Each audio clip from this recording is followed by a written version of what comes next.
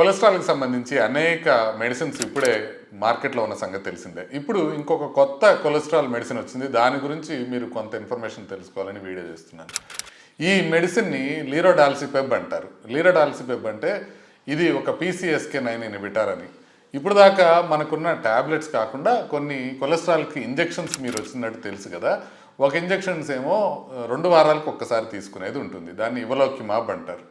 ఇంకొకటేమో 6 నెలలకు ఒక ఇంజెక్షన్ తీసుకునేది ఉంటుంది, దాన్ని ఇంక్లిజిరాన్ అంటారు. ఇవి రెండు ఇప్పటికే ఇండియాలో అవైలబుల్ ఉన్నాయి. అయితే ఇప్పుడు కొత్తగా USFDA అప్రూవ్ చేసిన లీరోడాల్సిపెబ్ అనే ఇంజెక్షన్ నెలకు ఒక్కసారి తీసుకుంటే సరిపోతుంది. దాంతోపాటుగా అది మనం ఫ్రిడ్జ్లో ఉంచాల్సిన అవసరం లేదు. ఇప్పుడు మనకి ఇవలోక్యుమాబ్ అనే ఇంజెక్షన్ 15 రోజులకు ఒకసారి తీసుకునేది ఉంటుంది. అలాంటి రకమైన మెడికేషన్ ఇది. కాకపోతే అది ఫ్రిడ్జ్లో పెట్టాలి, 2 వారాలకు ఒకసారి ఇవ్వాలి. ఇది ఫ్రిడ్జ్లో పెట్టక్కర్లేదు, మనం నెలకు ఒక్కసారి తీసుకుంటే సరిపోతుంది. ఇది కొత్తగా దీన్ని అప్రూవ్ చేశారు. ఇదేంటంటే ఇది 3rd జనరేషన్ అనమాట. మనకి PCSK9 ఇన్హిబిటర్స్ అనేవి కొలెస్ట్రాల్ ఉంటాయి, దాంట్లో ఇది 3rd జనరేషన్ మాలిక్యూల్. ఇది ఏం చేస్తుందంటే PCSK9ని టార్గెట్ చేయటం కాకుండా LDL రిసెప్టార్స్ అని ఉంటాయి, ఆ LDL రిసెప్టార్ రీసైక్లింగ్ని పెంచుతుందన్నమాట. దానివల్ల LDL కొలెస్ట్రాల్ తగ్గుతుంది. సో ఇది మనకి advantage 3rd generation అవటంతో.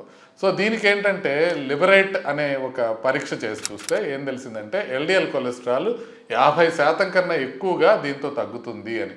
High risk పేషెంట్స్లో almost 60% కన్నా ఎక్కువ తగ్గుతుంది అని. దీనికి పెద్దగా సైడ్ ఎఫెక్ట్స్ కూడా ఏముండవు. ఇంజెక్షన్ దగ్గర వచ్చే సైడ్ ఎఫెక్ట్స్ 0.1%లోనే ఉన్నాయి.